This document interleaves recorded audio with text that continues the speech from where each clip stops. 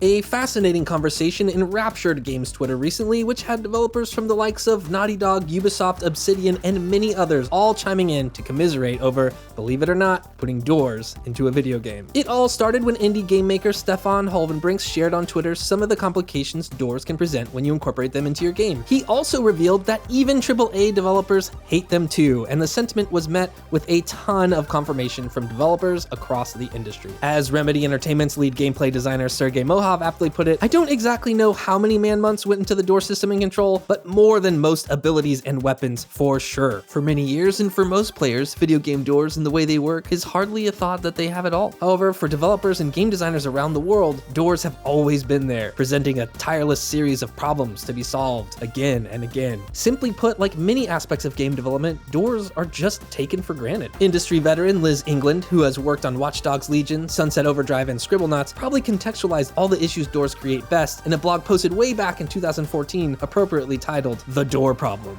The blog starts off with a simple question: are there doors in your game? And from there, things quickly snowball with a series of interactions and problems designers might have to solve based on how the door looks and what it needs to do. For example, can the player open the door? Can the player open every door in the game? Or are some doors for decoration? How does the player know the difference? How does the player open a door? Do they just walk up to it and it slides open? Does it swing open? Does the player have to press a button to open it? And of course, things get more complex if you add another player or AI-controlled NPCs. The second part of the blog illustrates everyone who might be needed at a big company to solve or work on the door problem. While a little bit exaggerated for humor, it's easy to see that doors in a game need an artist to make them look a certain way, an animator to make sure they move right, a sound engineer so it can make noise, AI programmers to path NPCs, and the list goes on. Doors have obviously been around in games forever, but it's surprising to hear something as simple as a door can be so complex, even in modern game development. Kurt Maganow, a co-director on Last of Us 2, jumped into the Doors game dev Twitter thread to explain the hardships Naughty Dog faced when they were trying to make gameplay-friendly doors, saying, "It was the thing that took the longest to get right. What were we thinking?"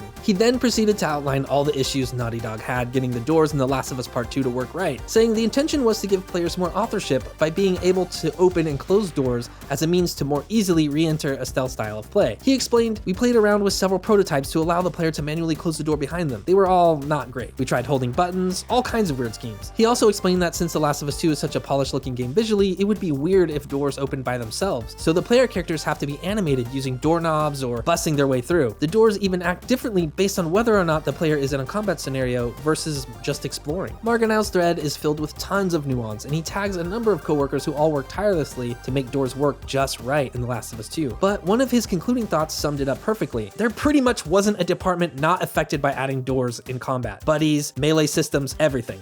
Doors. As we mentioned before, there was a number of developers from all over who had similar stories and anecdotes. One revelation even came from a Ubisoft level designer who confirmed that interactive doors were avoided entirely for the first few entries in the Assassin's Creed franchise, explaining that the first time they incorporated a dynamic door was in Assassin's Creed 3. They added, "It was a pain to implement." You can even find posts on Steam today where players noticed a lack of doors as recently as Assassin's Creed Odyssey. After reading through all the shared experiences and dread caused by video game doors, it's easy to see how all the original points brought up by Hovelbrink's original posts ring true. There is probably no faster way to break the immersion of a game than a busted interaction with a door or an NPC player that clips through or gets stuck or some kind of awkward player animation that just doesn't feel or look right. However, the major takeaway here isn't just that doors specifically are hard, it's that doors are inherently mundane and all the cascading issues and new questions they present can be applied to or compounded by any new interactive system or object added to a game. So the next time you actually notice a door in a game, maybe take a little time to think about how it works and